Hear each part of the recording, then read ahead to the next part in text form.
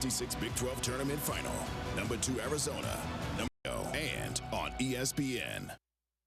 I'm Boomer Esiason. My mom died from cancer. She was only 37 years old. She didn't have life insurance, and that was devastating for my family. That's why having life insurance is so important to me. Ethos makes it fast and easy. Get a quote in seconds, apply in minutes, and get same-day coverage. You can get up to $3 million in coverage with no medical exam.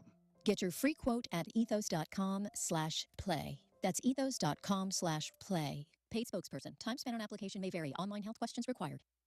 Smalls here. Life is full of choices, some big, some small. And when you choose an H&R Block Tax Pro, you're choosing the largest network of tax expertise to be in your corner. For when your big ambitions need help with the small details. For when your 6 figures come from 6 different places. For when your gaming stream becomes your revenue stream. For when your business's year 1 needs 70 years of tax know-how. At H&R Block, they've seen it all, and they're here to help you make the most out of your money for life outside the box. Get started at hrblock.com. Having cancer. Hey, Red Nation, you can watch the hometown team anywhere, but there's only one place where the rally starts. Tom's Watch Bar Red Nation Rallies at Green Street, your new Friday and Saturday home game destination. Tom's comes alive with DJs, giveaways, and more. Headed to the game? Park free at Green Street with Tom's Validation, and then celebrate after the game at Tom's with post-game drinks and highlights on 65-plus screens. Red Nation Rallies at Tom's Watch Bar, presented by Green Street. Visit tomswatchbar.com/Red Nation Rallies.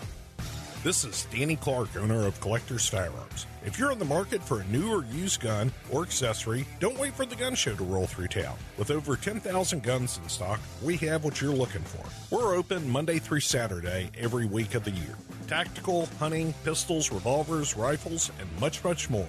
All in stock, ready to go. Whether you're a beginner or expert, our staff will take care of you at Collector's Firearms on Westheimer and Voss. Look for the tank out front, collectorsfirearms.com. For 72 years, Stokes Hardware has been your go-to family-owned and operated hardware store, serving 3 generations strong. Whether it's plumbing supplies, paint, power tools, or everyday hardware, we've got what you need at competitive prices. Shop local, support small business, and get old-school personal service. Our knowledgeable staff is always ready to help. Hablamos Español. Find us online and follow Stokes Hardware on Instagram, Facebook, and TikTok. Stokes Hardware, family trusted since 1954. John Granado here. Brinkman Quality Roofing is a local family-owned and operated business and has been the most trusted name in Houston for 50 years for roof repairs, roof maintenance, and roof replacements on both homes and businesses. They're experts in shingle roofs, tile roofs, solar shingle roofs, metal roofing, and commercial roofing products. Brinkman Quality Roofing is the one to call at 281-480-ROOF. That's 281-480-ROOF, or go to brinkmanquality.com. ESPN 97.5, presented by Zadok Jewelers. KFNC 97.9 HD2, Mont Bellevue, Houston. 1, 2, 3, 4. This is the Golf Hour on ESPN 97.5 and 97.9 HD2. From the Huntington Bank Studios, here's your host, Will Doctor. All right, nice to have you aboard. I'm Will Doctor, bringing you the latest here in the world of golf at the halfway point of the Players' Championship. We'll hear from the leaders over the first and final segment at 8:15. 1986 Players' Champion Tom Kite will join the show. Kite is a World Golf Hall of Famer. Started his career at the University of Texas, where he was co-medalist at the 1972 NCAAs alongside the great Ben Crenshaw. Kite went on to play 109 major championships and capped off his 19-win career with a lone major at the 92 U.S. Open in the gusty winds at Pebble Beach. We'll talk to Kite about his win at the 89 Players, another tournament that saw high winds in the old March date at TPC Sawgrass. And what a year 89 was for Tom Kite. He won Bay Hill and Sawgrass in back-to-back fashion and would go on to win the 89 Tour Championship to be the Tour's leading money winner that year. Kite joined the Champions Tour in 2000, where he won 12 times, including a senior major at the Tradition. And he joins us in Houston every year at the Insperity Invitational, which is coming up this May.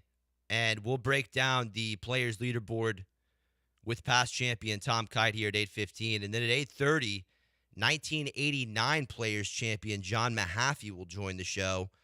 And Mahaffey, another NCAA champion, won a title of his own in 1970 for the Houston Cougars. And he also went on to have a stellar pro career, with the players being one of 10 PGA Tour wins over his career. And Mahaffey also won the 78 PGA Championship at Oakmont, beating Tom Watson and Jerry Payton in playoffs. So we have two absolute legends joining the show here over the next hour to break down the action at Sawgrass. Looking at your leader, 27-year-old Texas Tech alum Ludwig Oberg will look to be the first 36-hole leader to win the Players since Rory McIlroy in 2019. Oberg opened Thursday with a bogey-free 3 under and trailed a 5-way pack at 5 under. McNeely, Thigala, a couple other guys led after round 1. And then yesterday, the Swede put it in gear, playing the first 4 holes in 5 under. He eagled both par 5s on the front 9, and Oberg became the 3rd player in history to shoot a 7 under 29 on the opening side at Sawgrass. Martin Keimer shot 7 under on the front 9 on Thursday en route to winning the 2014 Players. Dustin Johnson did it in the final round in 2022. Here was Oberg on if he's ever done that before, if he's ever started a round as good as he did on Friday. Go ahead. I don't think in a tournament.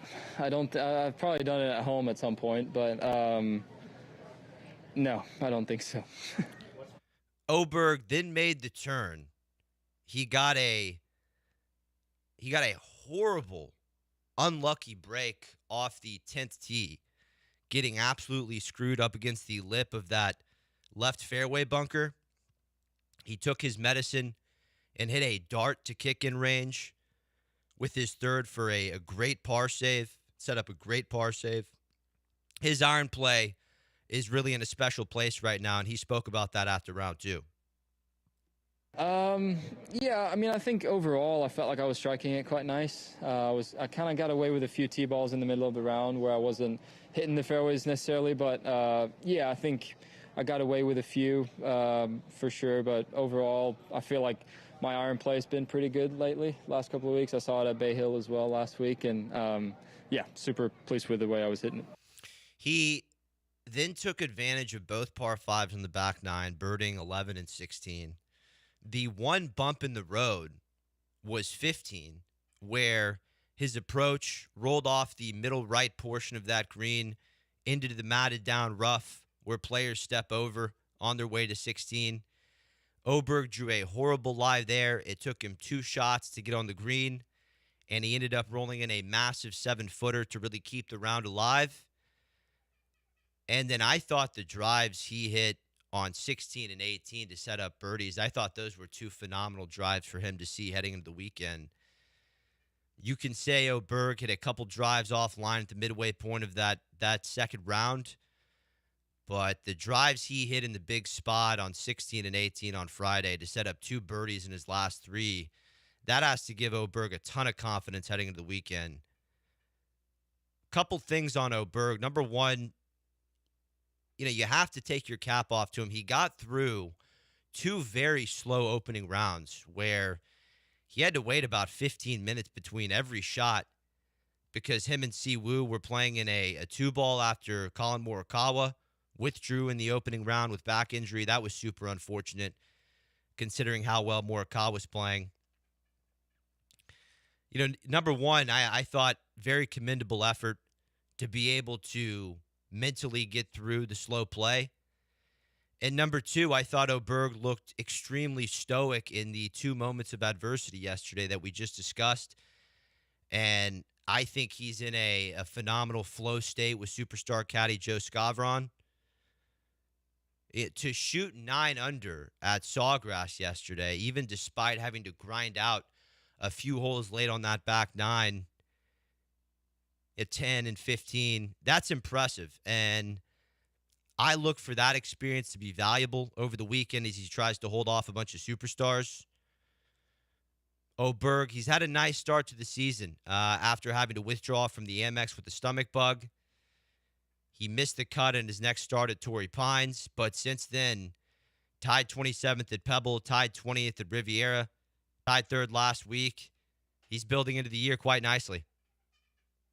Yeah, for sure. I felt like, I said it previously, I saw some nice things over the weekend at Pebble in my game. I saw some nice things at Riv, even though I got off to a slow start in the tournament. But, yeah, just kind of progressively getting better. I feel like I've understood a little bit more what's important for me in my golf swing and kind of sticking to that, not necessarily trying to look away other ways around it, and keeping it very simple. I think, my mind is very good when it's simple and when things are very easy, and that's what I felt like I've been able to do over the last couple of weeks. Oberg has been in front through 36 holes 5 times over his career, with his only conversion coming at the RSM Classic, where he shot 61-61 over the weekend for his first PGA Tour win back in 22. He added a second title last year at Torrey Pines, so we know this is a Red Raider who can absolutely pull away in the big spot. But he's going to have his hands full over the next 2 days with two-time major champion in Xander Schauffele, 2 shots behind him at 10 under. And if Xander is just going to continue to hit every fairway like he did yesterday, if he's going to bring out that game that won him majors at Valhalla and Royal Troon, you just know he's going to be a major factor this weekend, especially considering he's finished runner-up here twice. And despite some of the injuries Xander went through in 2025, it was only 5 months ago where he earned his 10th PGA Tour victory in Japan at the Bay Current in come-from-behind fashion.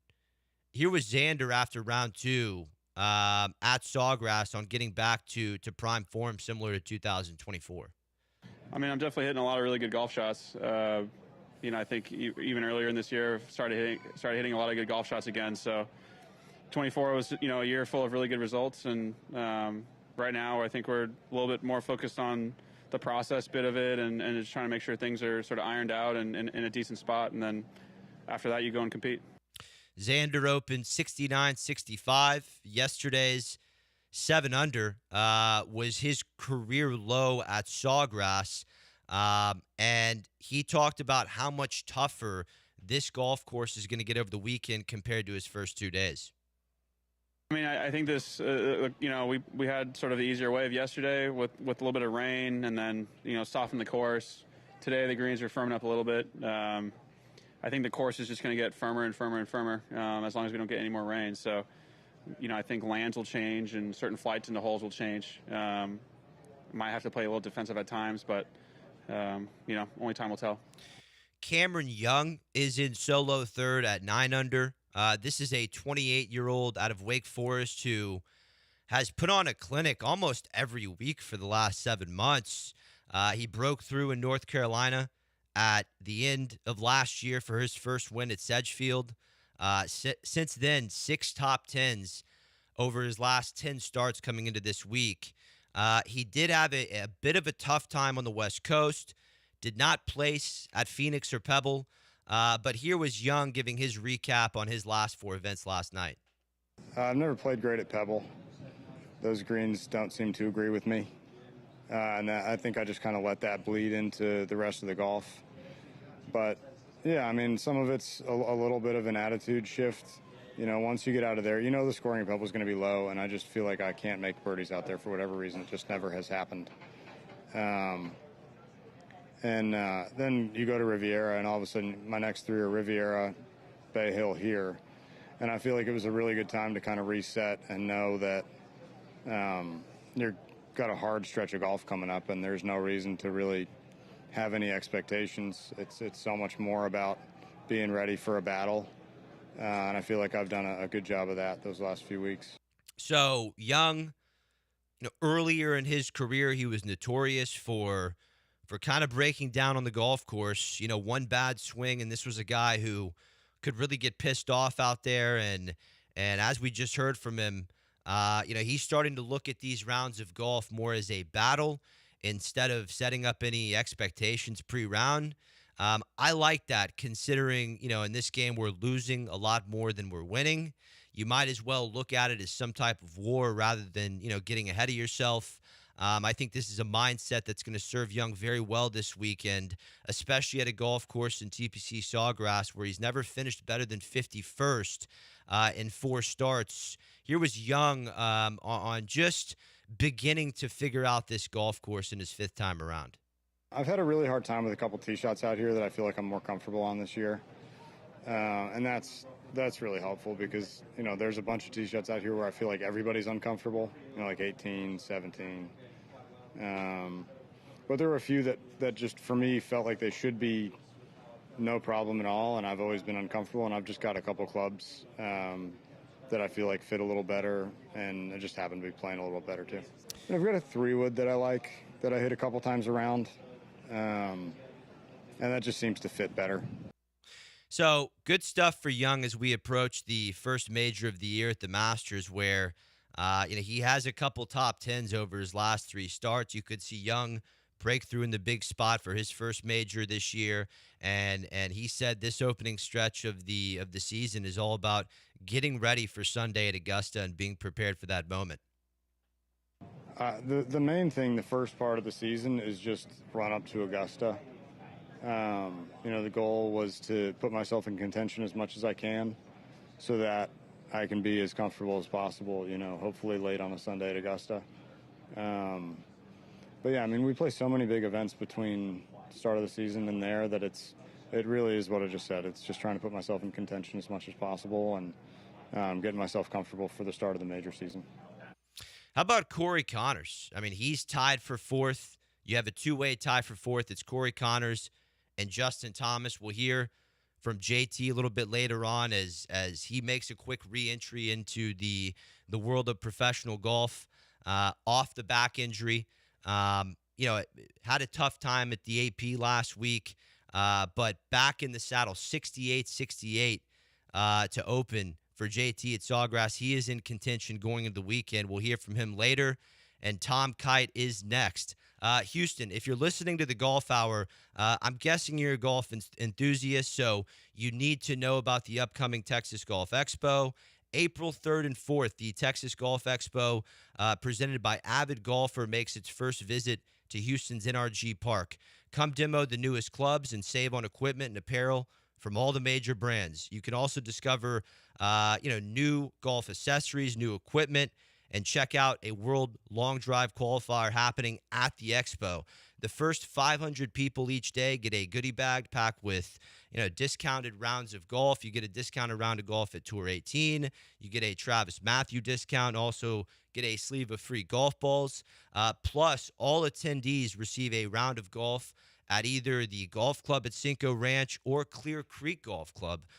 And everyone, if you show up to the Texas Golf Expo, everyone gets a free chance to putt for $5,000. I'll be broadcasting there live Saturday, so come by and say hello. It's the Texas Golf Expo, April 3rd and the 4th at NRG Park. Get your tickets now at texasgolfexpo.com. That's texasgolfexpo.com. Mike Booker, chairman of the Texas Golf Hall of Fame and holder of a record number of Texas Golf Association championships. The Texas Golf Hall of Fame is the foundation of golf in our great state. So many great individuals, Ben Hogan, Byron Nelson, Kathy Whitworth, Ben Crenshaw, and many others, lead the way in making golf in Texas known around the world. Now you can experience the history of Texas golf digitally at texasgolfhof.org and share with your family and friends. See you on the course. You're listening to ESPN 97.5. This April 3rd and 4th, the Texas Golf Expo, presented by Avid Golfer, makes its first visit to Houston's NRG Park. Come demo new clubs, plus save on equipment and apparel from all major brands. The first 500 each day get a goodie bag that includes discounted rounds of golf and a sleeve of Wilson golf balls. All attendees get a local round of golf and a free chance to putt for $5,000. The Texas Golf Expo at NRG Park, April 3rd and 4th. Get tickets at texasgolfexpo.com. Baseball fans, the countdown to opening day is on. Make plans now to kick off the season with ESPN Houston. Thursday, March 26th at St. Arnold Beer Garden. Presented by Huntington Bank. No tickets to the game? No problem. ESPN Houston will be broadcasting live all day from 7 a.m. to 6 p.m. Enjoy cold beer, great food, and big opening day energy. Bring your crew and start the season off right at our opening day party. Thursday, March 26th at St. Arnold Beer Garden. Presented by Huntington Bank.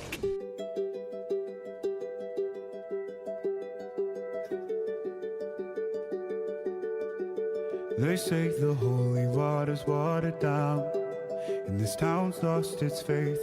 Our colors will fade eventually, so if this is the Golf Hour on ESPN 97.5 and the ESPN Houston app. From the Huntington Bank Studios, here's Will Doctor. Welcome back to ESPN 97.5 Houston. It is Players Championship Week, and joining us now is Texas golf legend and World Golf Hall of Famer Tom Kite.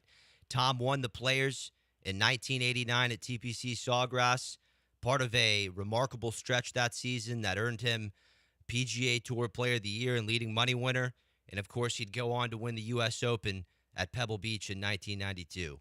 Tom, I really appreciate you taking a few minutes with us this morning. How are you? I'm doing great, Will. Nice to be with you this morning. Thanks for taking the time. Tom, please take us back to 1989 at Sawgrass. You, Chip Beck, Bruce Litsky, Fred Couples, Greg Norman, all battling for that title. What do you remember most about that week and that golf course when you won the Players?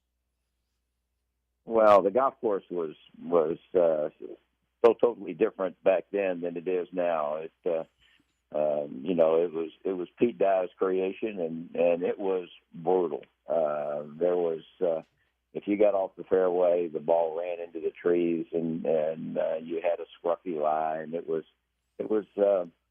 I hate to say ugly, but it was certainly a different type of golf course than it is now. You look at it today, and it's so well manicured and just perfect conditions to play. But that was a great time for me back in late '80s.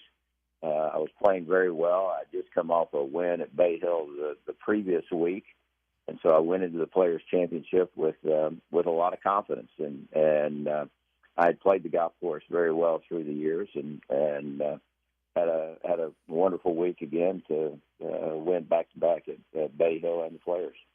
What was the most grueling part about winning back-to-back on the PGA Tour, Tom? There are a lot of guys out there that are trying to win. And, every one of those guys is putting forth the best efforts that they can every week to beat you. And it's just back then and certainly now, it is a really difficult task to go out there and try to win a golf tournament. And so you have to admire all the guys that are able to win, and especially those that are able to win multiple times. And it just, there's a lot of guys trying to grab a very few tournament victories. Tom Kite joins us now on ESPN 97.5 Houston. He won the Players in 1989. Tom, one of the moments people still talk about to this day is the 4-wood you hit into the par 5 16th on Sunday. Bruce Litsky called it as aggressive as a golf shot as you can hit, and Greg Norman was absolutely stunned. How did you handle those big pressure situations on the PGA Tour? Well, I was, always taught by some people that really tried to put us under pressure. Harvey Pinnock was a great teacher, and every time he had an opportunity to have us compete against people in games, being chipping games or also all sorts of contests, he encouraged that because he knew that being if you could handle the pressure when you were a kid growing up, that you'd learn how to handle that. And then I had a great mentor in Bob Rotella, who really helped me get over the hump when it came to winning golf tournaments. So when I got in the hunt, especially from the mid '80s on through the rest of my career, generally when I got in the hunt, I performed pretty well most of the time. And like I said, at this time, 1989, I was really playing very well right now. I was on a streak of a number of years where I had wins every year. A lot of those years, multiple wins, and I just felt like the game was quite easy at the time.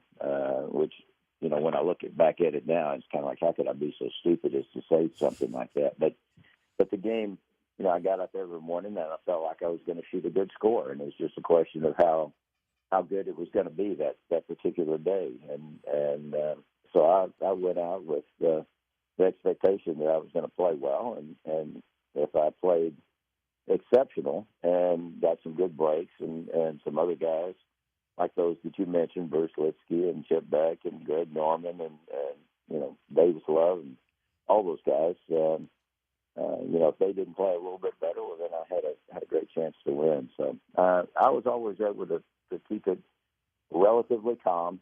You know, my stomach was churning on the inside for sure, but you know, I was able to kind of keep it calm when I needed to. And Tom, since we're talking to you, you know, around the Florida swing, where the tour is, you know, currently halfway through, I mean, I'm just amazed at some of your all-time moments in the state of Florida. I mean, you won at PGA National in '81 by one shot, Bay Hill in '82 in a playoff against Jack Nicklaus and Dennis Watson. 1984, Doral by 2 shots over Jack Nicklaus. Won Bay Hill for a second time in '89, and then, of course, the Players. You know, these are courses that reward a lot of accuracy and control. Did you felt like the state of Florida brought out your style of game, that those courses were set up well for you? Well, I have no explanation for that. You know, when you look at my record and the wins that I had, there were 2 states that I really had great runs in. That was California and Florida, and the conditions of those golf courses and the grasses and the sand in the bunkers in those 2 states are about as far apart as you can imagine. But I won just about every tournament in California. I won just about every tournament in Florida. And then here in my home state of Texas, I never won a golf tournament. I never won a professional golf tournament. And it's kind of like, you know, people ask me for explanations of this, and you know, all I can give them is a bunch of question marks. I have absolutely no clue and why it worked out that way. But you're exactly right. Florida was a very good state for me, and you know, you would somewhat expect that because the grasses in Florida are similar to the grasses that we have here in Texas, and so you know, similar conditions and you get wind down in Florida, and you get wind in Texas, and so I think that would be kind of more the expected. You know, the surprise was probably more the success that I had out in California. 1989 Players Champion Tom Kite joins the show. Tom, I just have a few more for you, starting with asking you, is the 17th hole at Sawgrass a tough golf hole in your opinion? Oh my gosh, the 17th at Sawgrass is one of the most nerve-wracking holes you'll ever play. The crazy thing is that you know, if you get some fairly benign conditions, it's not a difficult task. The green size is large for the length shot that you have, and you know, in a practice round with you know, not too much wind, it's a really easy hole. But you put a little bit of wind, and you put a whole lot of pressure, and and the penalties are so severe. You know, hitting the green is only half the battle. You got the pretty tough putting surface there that you can see a lot of guys are having trouble judging the speed. That green's out there in the middle of the lake, and it's totally exposed to all the wind, and so it seems to dry out faster than a lot of the other greens on the golf course. And so a lot of times you'll see guys, you know, they'll have a 30-foot putt and they'll run it 6 and 7 feet past the hole, and you go, whoa, what? You know, these guys are really good, but but that green just dries out faster, especially later in the afternoon than some of those on the golf course. So it's just a really difficult, demanding golf hole where the penalties for missing a shot are about as extreme as any place you'll ever see. Is that back middle pin location they set up on Friday, is it tougher or is it equally as tough as the back right hole location on Sunday, Tom? Actually, the back right is kind of one of those that's, it looks more difficult, but it's probably one of the easiest pin placements on. Well, the front is the obviously easiest pin placement because you got the little ridge that creates a backstop where you can fly past the pin and it'll feed back down to the hole. But the right side does the same thing. And if you do happen to miss it left, then you're kind of putting down a slope and you've got this fast putt. It just kind of feeds down to the hole. So really the back left pin placement where it was yesterday is the difficult pin. Now they had some rain, as you know, earlier in the week, and it softened that green a little bit. So it took a little bit of the teeth out of that back left. But the back left pin placement is the tough one because it is that plateau at the back is so flat, and when that green gets firm, it's just really hard to fly it up on the top and get it to stop. Really well said, Tom. Last one for you. For the junior golfer in Houston or the weekend golfer tuning into the players' coverage, what's one tip you'd give them and maybe someone or something that they can watch from the pros that maybe they can take away and put into their own game? Do you have something for them there, Tom? Well, just to watch the way the guys maneuver around the golf course now. Certainly the players on tour right now are such terrific athletes. They're big and strong, and they hit the ball, distances that we couldn't even dream of. Not only because they're bigger and faster, stronger, but the equipment has certainly changed the game dramatically. But to watch them maneuver around and especially I was watching it yesterday and watching Xander maneuver around the golf course. He hit every fairway yesterday, and I think he hit 16 or 17 greens in regulation. So, this is a golf course that's a little bit unique. It's different than most of the golf courses on tour, and it's a little bit more like a chess game.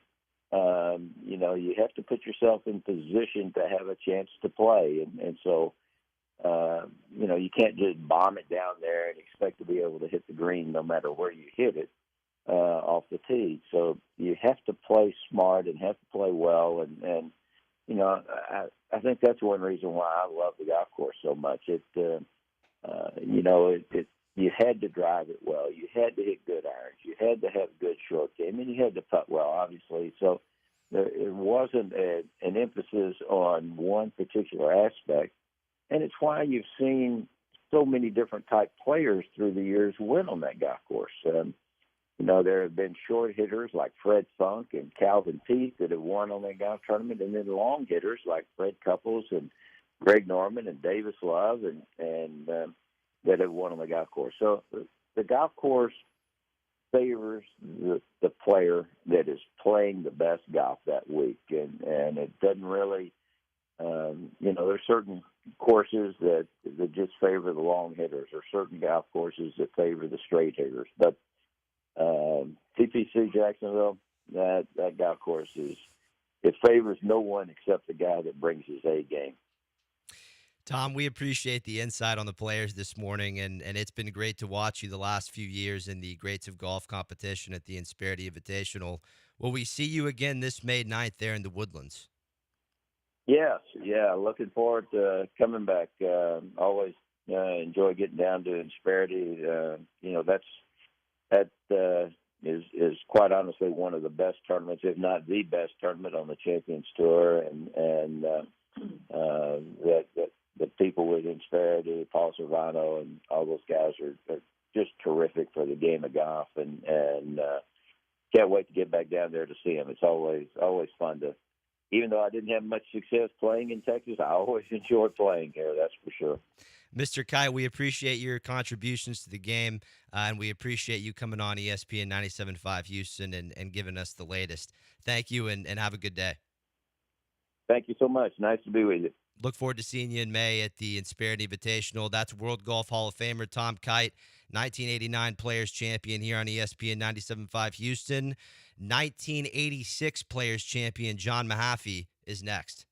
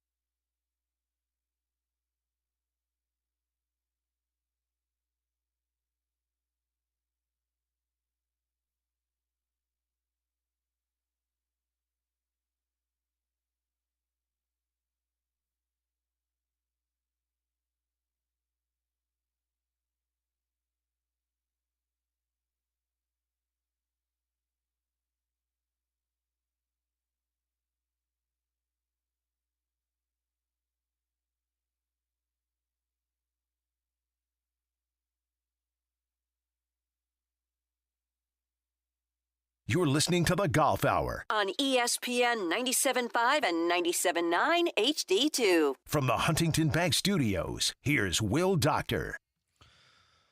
Welcome back to ESPN 97.5 Houston. With the Players' Championship underway at TPC Sawgrass, we're joined by another individual who knows exactly what it takes to win here. Joining us now is 1986 Players Champion and 1978 PGA Champion John Mahaffey. And before the tour wins, John was part of the legendary University of Houston golf program, winning the 1970 NCAA Individual Championship while helping the Cougars capture the national title. John, I really appreciate you taking a few minutes with us this morning. How are you? I'm doing great, Will, and you? I'm doing well. It's a treat to talk to you. I want you to take us back to Sawgrass in 1986. What do you remember most about that week and the challenge of this golf course we're watching?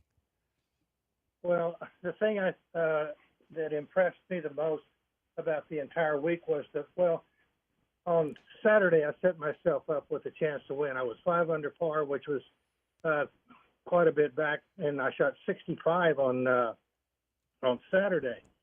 So that left me 4 shots behind Larry Mize going into Sunday.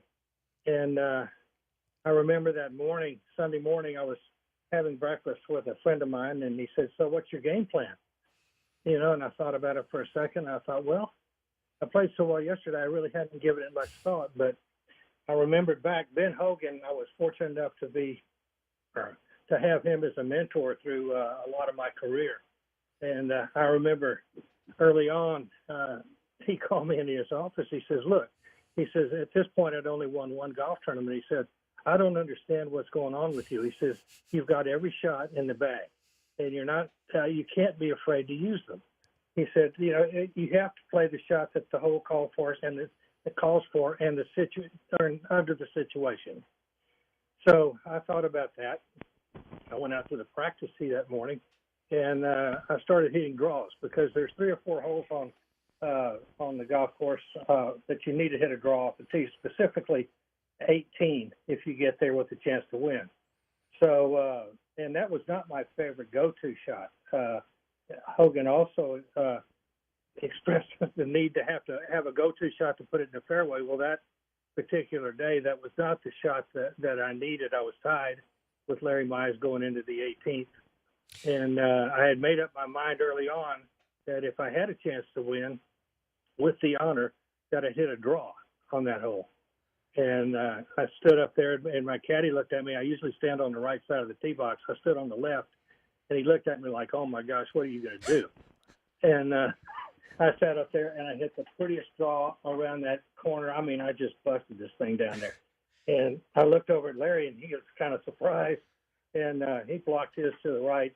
Make a long story short, I knocked it on the green, and then I two-putted. He missed a 4-footer for his par, so I ended up beating him by a shot, being 4 back going in. So I think that's probably the best tee shot I ever hit in my whole career. Wow.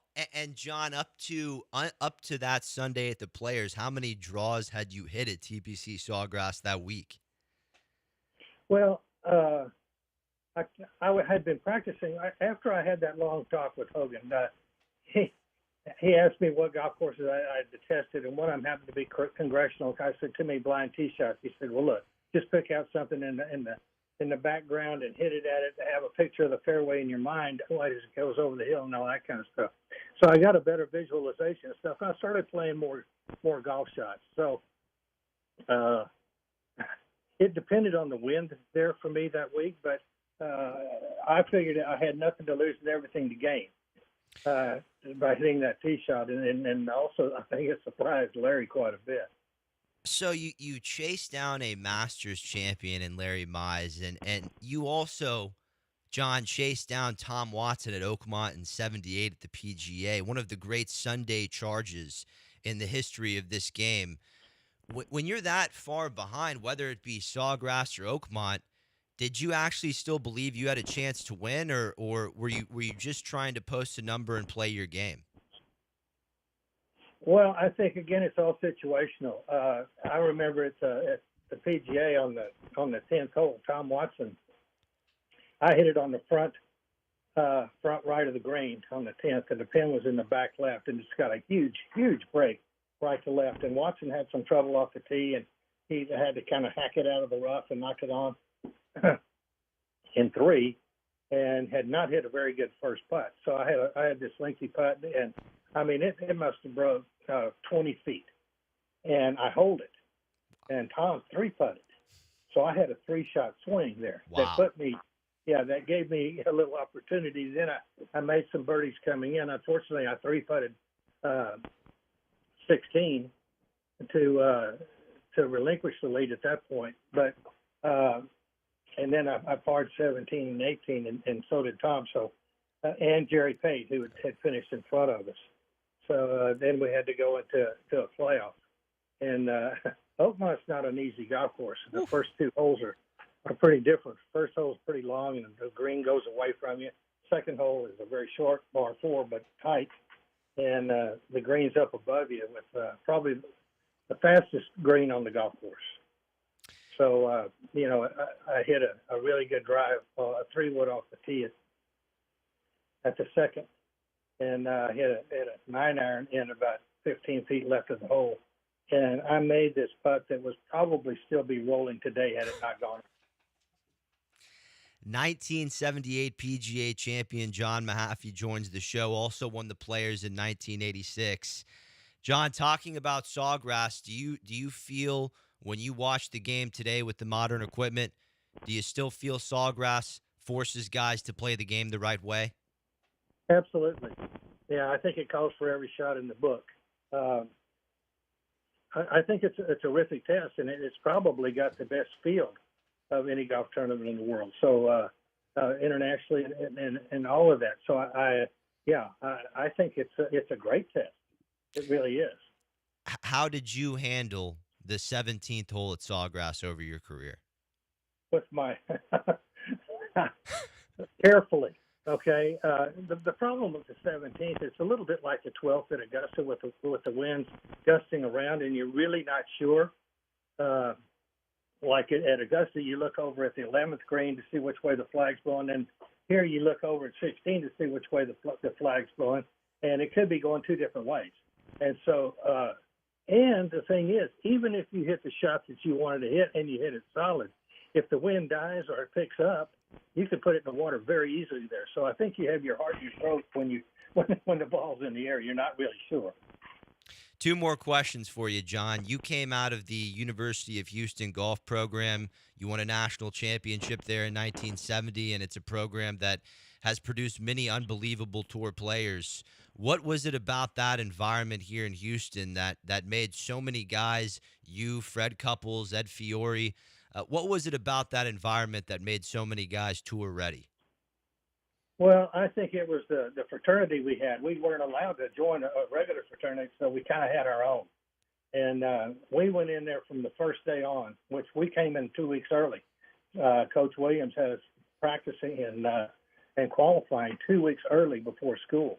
So, I mean, we were ready. Our whole focus from the day we set on campus or played the golf courses that we qualified on was to win the national championship. And I think that he brought in so many really good players that we had to compete every day. You had to compete for your spot. If you had a bad tournament, you go back to qualifying. It was sort of the tour before the tour, the big tour for us. And we had the and I had people that I admired. Hal Underwood was responsible for getting me to the University of Houston, and he kind of took me under his wing over there, and it's just how you felt about the team. And it was, we just expected to win. We played a lot of golf tournaments, not matches, golf tournaments, where every shot counted. And I think that made a big difference for us going into the NCAA. John, when the weekend golfer, the listener at home, is tuning in to watch the Players coverage this weekend, what's something they need to be watching to maybe, I know the tour players are, at a completely different talent, and physical, mental level, but what's something, the fan can watch this weekend and maybe take into their own game when they go out for their next 18-hole round? Oh, that's a good one. There's so many things. I think attitude and stuff, and I think the quality of the players at the top of the leaderboard. I mean, you take Justin Thomas and Xander Schauffele, that these guys and Ludwig. I mean, these guys can all play. Schauffele and Thomas both are major championship winners, multiple major championship winners, and Thomas has won the players. So I think managing yourself around that golf course and taking advantage of it when you can, and playing smart shots when you need to. John, we appreciate your time this morning. Be well, and I look forward to seeing you soon, hopefully in the Woodlands. Well, thanks a lot, Will. Nice being with you. That is 1989 Players Champion John Mahaffey, also won the PGA Championship in 1978. We appreciate his insights this morning. Houston golf fans, one of the most prestigious amateur championships in the world is coming back to Texas. The 2026 Spirit International Amateur Golf Championship takes place November 9th through the 14th at the #1 ranked golf course in Texas. That's Whispering Pines Golf Club. The Spirit brings together the best amateur men and women from 20 countries in a 54-hole Olympic-style competition featuring both team and individual gold medals. And if you follow professional golf, you already know the legacy of the Spirit. Past competitors include Scotty Scheffler, Jordan Spieth, Victor Hovland, Rose Zhang, Lexi Thompson, and Lorena Ochoa. They were all at the Spirit at Whispering Pines before they became major champions and global stars. Opening ceremonies begins November 10th, with tournament rounds running Thursday through Saturday, and closing ceremonies on the 14th of November. And it's all bigger than golf. Hosted by the Spirit Golf Association, this championship supports critical charitable initiatives in healthcare, education, and food programs, with more than $13 million contributed to date. That's the 2026 Spirit International Amateur Golf Championship, bringing the world's best young players to Texas and putting Houston at the center of global amateur golf. Learn more at www.thespiritgolf.org. Once again, that's www.thespiritgolf.org. Booker, chairman of the Texas Golf Hall of Fame and holder of a record number of Texas Golf Association championships. The Texas Golf Hall of Fame is the foundation of golf in our great state. So many great individuals: Ben Hogan, Byron Nelson, Kathy Whitworth, Ben Crenshaw, Babe Zaharias, Tom Kite, and many more lead the way in making golf in Texas known around the world. Learn about the historic golf courses and the individuals that promoted the game through leadership, teaching, and passion. Texas and golf go hand in hand in the history of the game and camaraderie. Together we can honor the past, celebrate the present, and inspire future generations of Texas golfers. Golf is a sport for everyone, and I encourage you to experience the history of Texas golf digitally at texasgolfhof.org and share with your golf family and friends. That's texasgolfhof.org. See you on the course.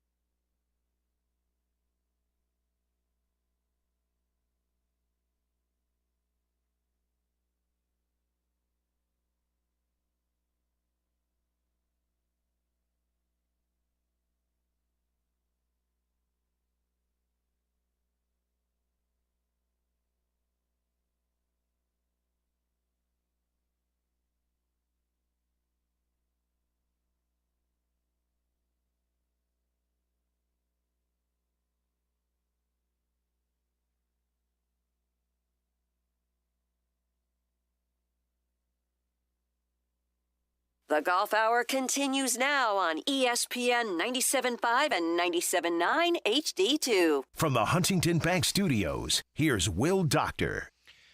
All right, our interviews with Tom Kite and John Mahaffey, two past Players Champions, those can be found at the Golf Hour with Will Doctor on Apple Podcasts and Spotify. And you can learn more about the Texas Golf Hall of Fame presented by Huntington Bank at www.texasgolfhof.org. I want to let you hear from a couple more of the players near the top of the leaderboard at TPC Sawgrass. I think the biggest surprise in the top five being two-time major winner Justin Thomas. And we heard John Mahaffey say this is the player, him and Xander Schauffele, along with Ludwig Oberg, that you need to watch heading into this weekend. And I think we're all surprised because Justin Thomas is only 2 weeks removed from coming back from a back injury. And last week had a bit of a tough time with Bay Hill. Said he was very frustrated about that. Here was JT after a second round 68 on Friday at Sawgrass. I feel like we were out there for a really long time, but no, it was solid. I mean, I definitely wasn't as sharp, but I salvaged a really good round with, I feel like, not my best stuff, but yeah, I mean, it's nice to birdie two the last three and put myself in contention. That's kind of all you can do at this point. So just keep trying to do the things I'm doing well. Just keep doing those and sharpen up on a couple things here and there. So Thomas won this tournament back in 2021. He has played wonderfully here over the years. It's a shot shaper's marksman's golf course, and it fits his game beautifully. Here was JT on if he's as surprised as us getting into contention this quickly off the back injury. A little. I mean, I'm 4 months today post-surgery. I said that to Jill this morning, my wife. So it's, it's cool. I'm trying to, again, it's very difficult to balance all of it. The rehab, the expectations, week to week doing the right thing, being smart. I mean, I think I would have loved to maybe go hit a couple balls yesterday afternoon or even maybe tonight, but it's just like just starting up, I just don't need to. It's just trying to do all the things that I need to do while also still trying to play really well and try to win a golf tournament while I'm at it. So, I'm proud of myself, getting myself in contention through 2 days, but got 2 days left to try to keep playing well. We'll see if JT can move up the leaderboard here on Saturday. Looking further down the leaderboard and keeping it local, Jordan Spieth, he should be contending in this golf tournament rather than sitting 9 back going into the weekend. His game is very close to getting him back in the winner's circle. Just a couple big numbers at the end of both rounds to start the week. Yeah, it was just a bummer. Both days finished with doubles. I just played better than that. Wow, did he have it going on Friday in Ponte Vedra before that double on 9? He started on 10. He started on 10, birdied 11, birdied 16, birdied 17, birdied 18, made the turn, birdied 1, birdied 2, birdied 4 before the double bogey going out on the par 5 ninth at Sawgrass. Here was Spieth on the game other than those 2 double bogeys through 36. It was really good. Like I said, I've been playing really well, trying to let the course come to me, don't have to force anything. It's not quite there yet, but it's like close enough to where I can do what I did today for a while. So it just, it just kind of stinks to finish like that. I would have, some days you wonder if you shot one stroke worse, but you finished with a birdie, if you'd actually be happier. It's a weird deal. It's a weird game. All right, so final groups are out at 1:35 p.m. Central. You can watch that on NBC. Ludwig Oberg, Xander Schauffele are the two at the top, with Oberg having a 2-shot lead. Everyone have a great weekend. Before you go, I know you'll need a crisp, refreshing beer heading into the weekend for your coverage of the players. Try 8 Elite Light Beer, the new light beer from Hall of Fame quarterback Troy Aikman. It's brewed with just water, malt, and hops, no additives, no sweeteners, with only 90 calories and 2.6 carbs for a clean finish that you'll love. Right now, Woodrow's is pouring 8 on tap At Little Woodrow's, Ito off San Emmanuel, perfect for game day, perfect for happy hour, or just kicking back with friends. Go grab one at Woodrow's or have 8, whatever you're feeling. And if you're staying in, you can pick up a case at H-E-B and keep the good times going. 8 Elite Light Beer. Lose the additives, keep the taste. Grab yours today.